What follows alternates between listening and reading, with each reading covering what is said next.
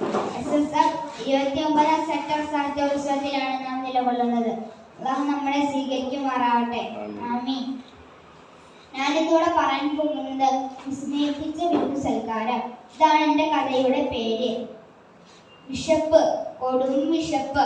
ശക്തമായ വിശപ്പ് സഹിച്ച് യുദ്ധമുഖത്ത് അവർ കിടങ്ങുകീറുകയാണ്. ഈ രംഗം കണ്ട് ജാബിർ റളിയല്ലാഹു അൻഹുവിന് സഹിക്കാൻ കഴിയുന്നില്ല.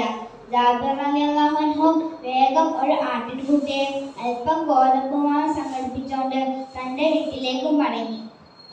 തൻ്റെ ഭാര്യയായ സുഹൈല ബീവി റളിയല്ലാഹു അൻഹുവിനെ വിളിച്ചു. സുഹൈല, ഓ സുഹൈല. പരിഭ്രമത്തോടുള്ള വിളി കേട്ട് ഭർത്താവിൻ്റെ മുമ്പിൽ വന്ന് നിന്നു.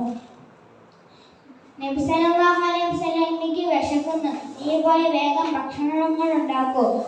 ജാബിർ റളിയല്ലാഹു അൻഹു കത്തിക്ക് മുറിച്ചിട്ടു, ആട്ടിനെ അറുത്തു. നബി സല്ലല്ലാഹു അലൈഹി വസല്ലം സ്വഹാബത്തിനെ ക്ഷണിക്കാൻ പോയി. പിന്നെ ജാബിർ റളിയല്ലാഹു അൻഹു വീട്ടിൽ നടന്ന ഒന്നും പറഞ്ഞില്ല. എന്താ നടന്നതെന്ന് അറിയാമോ കൂട്ടുകാരെ? ജാബിർ റളിയല്ലാഹു അൻഹുവിന്റെ 4ഉം 2ഉം വയസ്സുള്ള പിഞ്ചു കുഞ്ഞുങ്ങൾ ഉപ്പ ആട്ടിനെ അറുക്കുന്ന നോക്കിക്കൊണ്ട് നിൽക്കുകയായിരുന്നു. മൂത്ത മോൻ ഇളയ മോനോട് പറഞ്ഞു, അനിയ, ഉപ്പ ആട്ടിനെ അറുത്ത കണക്ക് നിന്നെ അറുക്കട്ടെ. സുബ്ഹാനല്ലാഹ്, എന്താ അറവെന്നോ എന്താ മരണമെന്നോ ഒന്നും അറിയില്ലായിരുന്നു. പിഞ്ചു കുഞ്ഞുങ്ങളല്ലേ അവർ.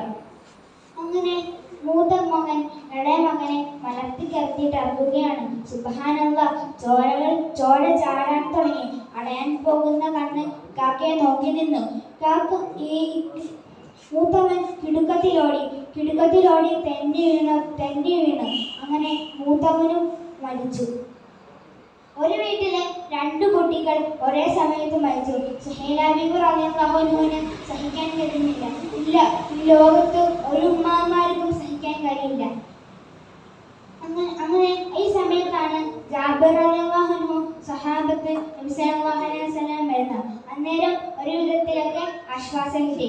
നബി സല്ലല്ലാഹു അലൈഹി വസല്ലമയ്ക്ക് ഭക്ഷണങ്ങളൊക്കെ എടുത്തു വെച്ചപ്പോൾ നബി തങ്ങൾ ചോദിച്ചു, ജാബിർ, നിന്റെ മക്കൾ എന്തിയെന്ന്? ജാബിർ റളിയല്ലാഹു അൻഹു സുഹൈല ബീവി റളിയല്ലാഹു അൻഹു ചോദിച്ചു, മക്കൾ എന്തിയെന്ന് ചോദിച്ചു.